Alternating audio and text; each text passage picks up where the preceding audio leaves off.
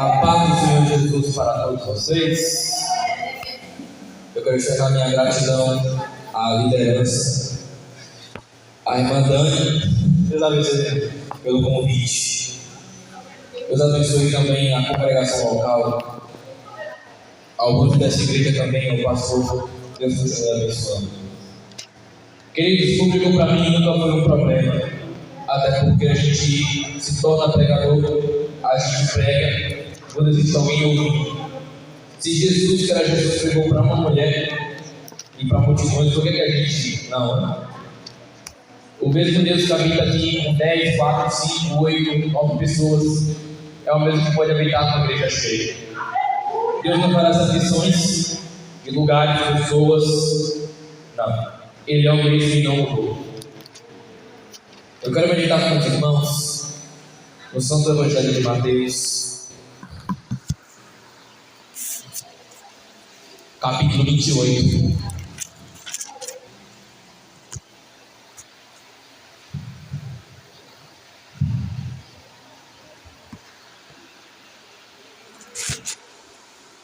Glória a Deus. 28, versículo 19. Repito, Santo Evangelho de Mateus 28, 19. Glória a Deus. Quem achou, diga amém? Portanto, ide, fazei discípulos de todas as nações, batizando-os em nome do Pai, e do Filho, e do Espírito Santo. 20. Ensinando-os a guardar todas as coisas que eu vos tenho mandado. E eis que eu estou convosco todos os dias, até a consumação dos séculos. Repita comigo: até a consumação dos séculos. Pode ir sentado. Deus me deu o tema gerando ovelhas. Mateus 28, 19, onde vamos ver as ordens de Jesus, as ordens dos apóstolos, os testemunhos dos mesmos sobre pregar a palavra de Deus, anunciar o Evangelho, fazer discípulos e gerar ovelhas. Até porque quem gera ovelha é ovelha, quem pastoreia ovelha é pastor. O dever do pastor não é gerar ovelha, é pastorear. E quem faz gerar ovelha é a própria ovelha. Em Marcos 16, 15 e 16, a gente vê a ordem de Jesus. E disse: vão pelo mundo, tu preguem o Evangelho a toda criatura. 16. Quem crê e for batizado será salvo, mas quem não crê será condenado. E aí, em Marcos 16, 15, faz uma conexão com Mateus 28. Portanto, vão, façam discípulos de todas as nações, batizando em nome do Pai, do Filho e do Espírito Santo. A ordem e testemunho que Jesus nos deixa é: Jesus cresceu, aprendeu, ensinou, pregou, discipulou e se rendeu. Jesus continua sendo um dos maiores exemplos de pregadores na Bíblia e o homem que mais pregou sobre o inferno. Se você fazer uma pesquisa teológica profunda, você vai ver, e observando os evangelhos, que Jesus foi o homem que mais pregou sobre o inferno. Enquanto na nossa geração existem muitos que não querem mais pregar sobre o inferno, sobre o abandono do pecado e a sua consequência. Mas os pregadores que realmente guardam a palavra e são do reino dos céus ainda pregam sobre o inferno, ainda pregam sobre o pecado. Enquanto alguns dizem: venha como está e permaneça como está, Jesus diz: venha como está, mas não permaneça como você está. Enquanto lá fora utilizam o Evangelho de Jesus, o Evangelho de amor, o Evangelho Nutella, de ursinhos carinhosos, de chocolate, estou dizendo: permaneça no pecado. Se te faz feliz, não é pecado. Se te faz feliz, não te mata. Se te faz feliz, não faz mal. Mas o que Jesus diz é: não permaneça no pecado, não permaneça na prática do pecado. Se você ler João 8, 1 e 10, você vai ver do encontro com os fariseus que trazem a mulher adúltera e Jesus. Os fariseus usam duas coisas nesse texto. Eles usam do pecado da mulher e usam do pecado para poder confrontar Jesus. É um confronto ali naquele contexto. O que acontece, irmã Dani, é o seguinte: os acusadores querem acusar Jesus, procurar uma falha em Jesus sobre o pecado. Os judeus, escribas, fariseus e saduceus eram hipócritas, religiosos, e sempre queriam encobrir os seus pecados. E aí os judeus perguntam: Jesus, essa mulher foi pega em adultério, e o Senhor o que dizes? E Jesus: quem não tem pecado, que atire a primeira pedra. No texto diz que os judeus deram meia volta e foram embora. O que acontece aqui houve um confronto, e quem venceu o confronto foi o confrontador, e quem perdeu o confronto foi o confrontante. Os judeus vieram confrontar Jesus, foi quem perderam o confronto. Só foi falar do pecado que colocaram o rabo entre as pernas e foram embora. Só foi falar do pecado deles, da hipocrisia, que colocaram o rabo entre as pernas e foram embora. Só bastou uma resposta para ir embora. Jesus usou uma verdade para combatê-los, para confrontá-los. Em Salmo 119:9 diz: guardei a tua palavra no meu coração para eu não pecar contra ti. Quem guarda a palavra de Deus não se esquece. Quem guarda a palavra de Deus está sempre disposto a demonstrar seu ódio pelo pecado, pelo amor às Escrituras.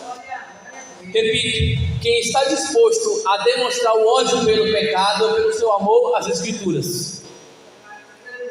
A própria sabedoria encarnada confrontou os judeus, dizendo: se você não tem pecado, já pode começar a apedrejar, tanto ela como ele, pode começar.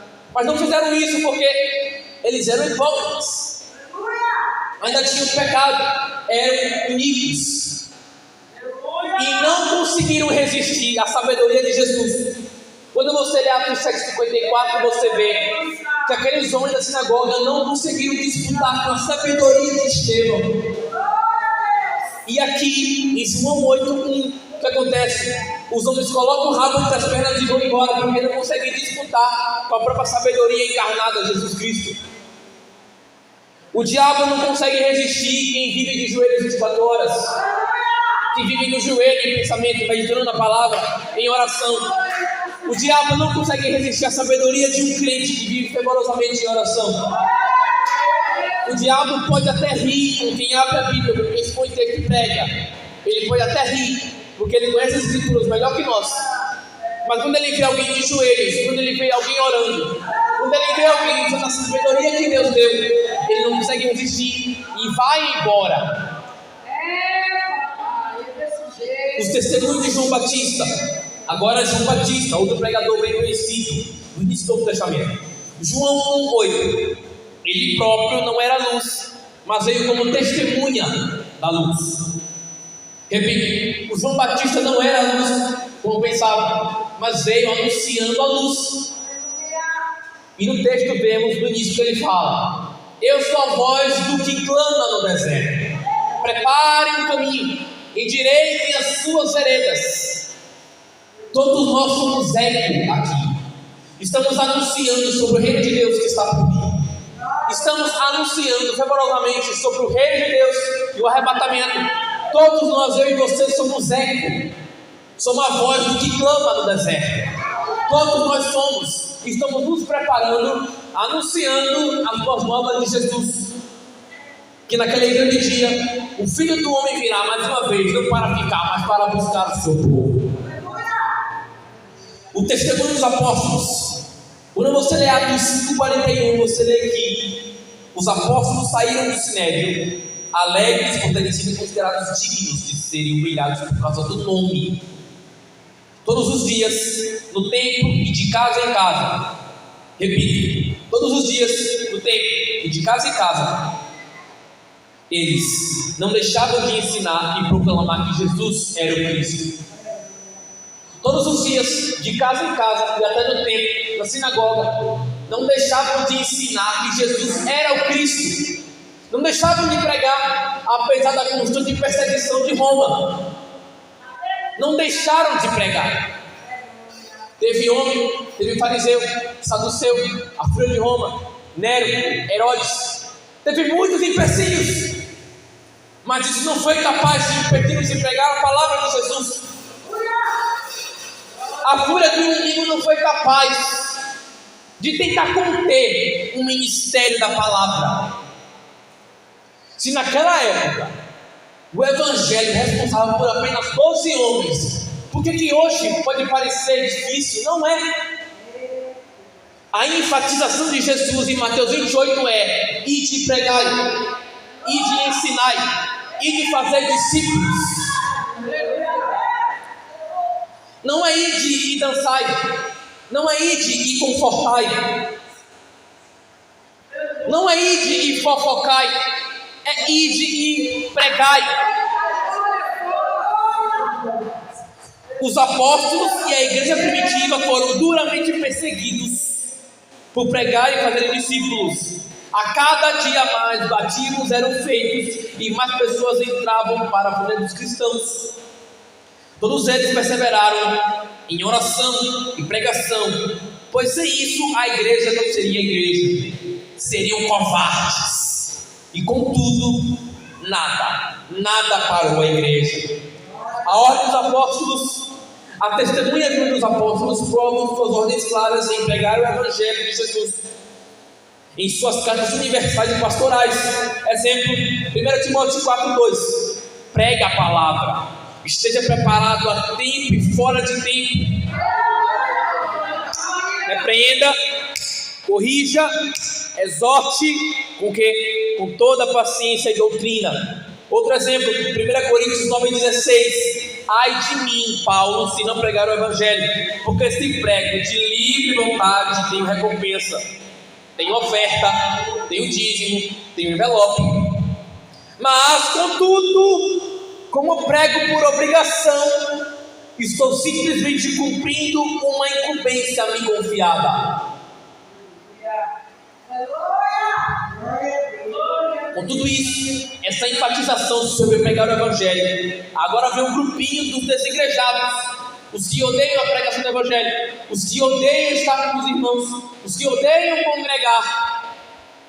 Gálatas 1, 6, 7, 8: admiro de que vocês estejam abandonando tão rapidamente aquele que os chamou pela graça de Cristo, para seguirem outro evangelho mesquiço, de graça, Nutella, pobre, que na realidade não é o evangelho, mas ainda que nós, ou um anjo dos céus, pregue um evangelho diferente daquele que pregamos a vocês, que seja amaldiçoado. No original, que seja anátema. Lá fora, o grupinho dos desigrejados adoram criticar sobre nós, que congregamos, que pregamos dentro e fora de tempo, e adoram criticar nós, pentecostais reformadores, que trouxemos o pentecostalismo para o Brasil. A Assembleia de Deus, em 70, foi a primeira igreja a trazer o avivamento pentecostal para o Brasil, e continua a criticar nosso movimento. O movimento pentecostal foi mais que salvou vidas. Um exemplo, Atos 2, naquele avivamento, quase 3.000 pessoas foram salvas. É o poder do Pentecoste, e não podemos permitir que esse grupo extremista critique nosso movimento, critique nosso culto, critique nossa pregação. Enquanto eles querem pregar sobre permanecer no pecado e ficar no conforto do banco da sua igreja, nós pregamos. Vamos pregar hoje, vamos fazer um ciclo de oração hoje, vamos orar hoje, vamos jejuar, vamos evangelizar, vamos entregar folheto. Agora, a ordem da igreja, já estou encerrando, as pregações de Jesus, mas as pregações dos apóstolos, é igual a uma ordem para a igreja de Cristo. Vou repetir: as pregações de Jesus mais as pregações e exemplo dos apóstolos é igual a uma ordem para a igreja de Cristo. Os ensinos de Jesus, mais o testemunho dos apóstolos, mais as ordens de Paulo nas cartas, mais as ordens nas cartas universais, é simplesmente o resultado do chamado. Se você ler a Bíblia, o Novo Testamento, com essa visão, você vai perceber do que se trata. A igreja, Pedro e João, levaram o evangelho para os judeus. Paulo levou o evangelho para os gentios. Quem está entendendo? Paulo levou o evangelho para os gentios. Qual era a enfatização em Atos 1? Era: vocês serão minhas testemunhas em toda a terra, Samaria, Jerusalém e confins da terra. Aleluia. É uma grande enfatização. Jesus quer que nós levemos a sua palavra. Jesus quer que nós preguemos. Jesus quer que evangelizemos. Jesus quer que estamos vigilantes. Jesus quer que estemos em oração, em vigilância e jejum. Glória a Deus. Jesus quer que o evangelho seja levado a toda criatura. Agora, um chamado universal. Voltando a Marcos 16: vão pelo mundo e preguem o evangelho a todas as pessoas. Pregue, fale, discipule, ensine, acolha e se reúna. Aleluia. Quem gera ovelha é ovelha. Pregue, não deixe de pregar. Aí eu vou pregar aqui para os jovens. Aí os jovens falam: ah, mas eu prego, eu já prego, eu já evangelizo. Eu já evangelizo no Instagram, na rede social, olha lá. Aí você vai ver, está postando foto de biquíni, está postando foto sensualizando, com regra de seio no Instagram. Como é que os jovens estão pregando a palavra desse jeito? Se a pessoa tem uma ferramenta de pregar a palavra, deve se aproveitar disso. A pessoa tem 100 seguidores no Instagram, 250, 10. Aproveite isso, aproveite essa ferramenta para pregar o evangelho. A ordem de Jesus para os apóstolos não acabou. Marcos 16:15 continua de pé: ide e pregai. Não é ide e pregavam, não é ide e vão pregar e já pregaram, não, é ide e pregai, é um termo presente. Fale. Os apóstolos falaram, Jesus falou, João Batista falou, todos falaram. Um evangelho, uma pregação que não é falada, não é pregação. Quem está entendendo? Pregação que não é falada, não é pregação. Ah, mas eu posto um texto na internet, copio e colo no Google, colo no status, no stories, que bonitinho. Mas você não está falando, amigo. É só um copio e cola na internet. Pregação que não é falada, não é pregação. Ah, eu já postei um texto de pregação no status. Não é pregação falada, você não está falando. Você está se aproveitando de alguém. Você tem que abrir a boca, falar, despertar o dom que Deus colocou em você para que você leve o evangelho. Discipule. Onde a gente chegar, temos que enfatizar a pregação, enfatizar a palavra. Na escola, eu faço um trabalho evangelístico com os amigos, entrega folheto, pregação, evangelização. Só que alguns vão para lá com outras intenções, fazer amiguinho, ficar em rodinha, ficar de papinho, falar em moralidade, ficar na roda dos escarnecedores. Mas não, quem é do céu não se adapta para ficar embaixo. Quem é do céu está disposto a todo tempo, dentro e fora do tempo, para levar a mensagem do evangelho. Quem é de baixo não vai entender quem é de cima. João 8,12. Quem é de baixo não vai entender os propósitos de cima.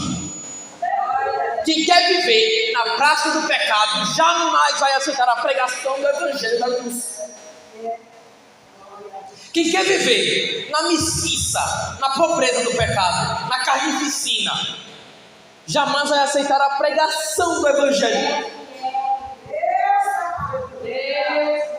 Ensine, precisamos ensinar. A gente vai, prega, entrega folheto, evangeliza. Mas aí a ovelha aceitou Jesus, e agora? Essa pegou o WhatsApp dela, vai lá para a igreja, convide. Meu irmão, Pai do Senhor, bora no culto ali. Meu irmão, Pai do Senhor, bora ali no ciclo de oração da Mangaba 2. Isso é ensinamento, você está ensinando ela a vir para a igreja. Você está ensinando ela a se adaptar com as escrituras. Você está ensinando ela a se adaptar, a congregar com os irmãos. Acolha. Nós precisamos acolher os irmãos. E até acolher quem aceitou Jesus. Porque muitos aí aceitam Jesus. Evento gospel, show gospel, 10 almas para Jesus, 20 almas para Jesus, 50 almas para Jesus, 100 ovelhas para Jesus. Tá, mas aí, estão fazendo o que agora? Top, 10 almas para Jesus, magnífico. Mas onde elas estão agora? Você acolheu? Você colocou no grupinho no WhatsApp? Você trouxe ela para a igreja? Ou desviou ela? Ou trouxe para outro caminho? Porque ao invés de criar em grupos para colocar em rebanho, ao invés de criar em grupos para colocar pessoas, para enfatizar a pregação, para se ajuntar, jejum coletivo, oração coletiva, grupo de evangelização não. Criam grupos de fofoca, grupo de disse-me-disse, grupo de panelinha, grupo de qual pastor prega mais, qual pregador prega mais, qual levita louva mais. Mas não, quem é, repito, João 8,12, quem é do céu não se adapta a grupo de fofoca. Quem é do céu, baseado em um propósito, não se adapta com essa pobreza carnal do pecado. Quem é de cima não se adapta, não gosta, odeia, disse-me-disse. Jesus disse: julgai segundo a regra da justiça, não pela aparência. Não é fulano me contou, eu ouvi dizer. Não, se você viu, pode julgar. Você está no seu lugar de julgar. Agora, se você só ouviu por ouvir, só ouviu alguém comentar, só ouviu falar, aí é fofoca. A gente não pode dar lugar, vazão para essas coisas. São obras da carne que o diabo quer infiltrar na nossa mente dos cristãos e acabar com o plano inicial da igreja. Qual que é? Atos 1,14. Todos estes perseveraram unanimemente em oração. Último, se reúna. A igreja, o corpo de Cristo, não pode se esquecer da sua inicial propósito. Qual é? Se reunir, congregar, orar juntos, evangelizarmos juntos. Cristão que não congrega não faz parte do corpo de Cristo. O corpo de Cristo é a igreja. Então alguns que dizem: não, eu sou a igreja, onde eu vou me recebo, onde vão a gente recebe carta. Para que carta? Igreja, para que igreja? Para que congregação? Para que igreja local? Onde vão me recebe? Poxa, para que isso aí? Pastor, para que? Jesus é meu pastor. Papo de desigrejado, irmão. Aí o camarada vai, bota no status, no Instagram, no Facebook, agendas abertas, 30 dias de agenda. Só que ele não posta um vídeo da sua igreja local, não posta uma foto do seu pastor, não posta nenhuma foto evangelizando em grupo.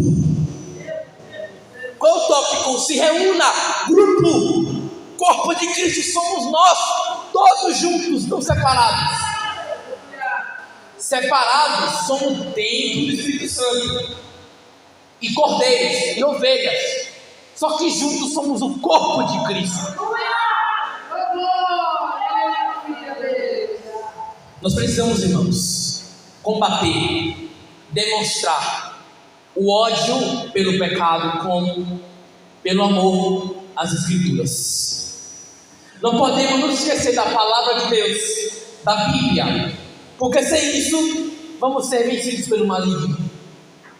Sem a palavra de Deus, o inimigo conseguirá se infiltrar na nossa mente.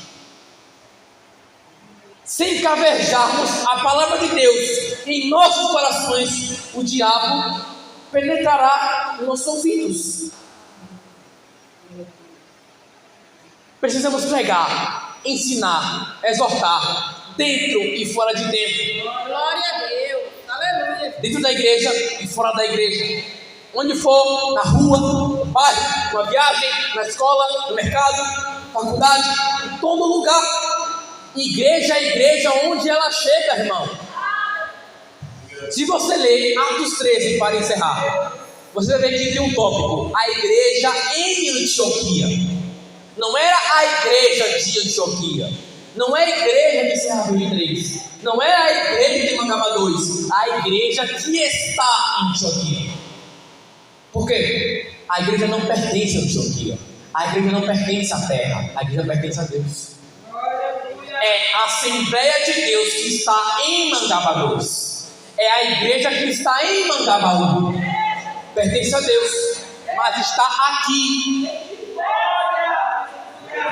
Significa que Deus não se adapta, nem faz morada em casas comuns de homens. Quer dizer que a igreja é igreja em grupo, quando onde ela está tem culto, onde ela está tem língua estranha, onde ela está tem pregação, onde ela está tem evangelização, onde ela está tem batismo com o Espírito Santo. Imagine 10 irmãos saindo por aí pregando. Imagine que força seria. A igreja que é a igreja consegue pregar aqui e lá fora, evangelizar aqui e lá fora, falar em línguas aqui e lá fora. Porque tem irmão que é um cristão camaleão, chega na igreja, aí está na gravata, aleluia, glória a Deus e aleluia. Chega na porta da igreja, fala um monte, fala uma besteira, umas coisas, umas asneiras. Aí o vizinho nem sabe que ele é cristão.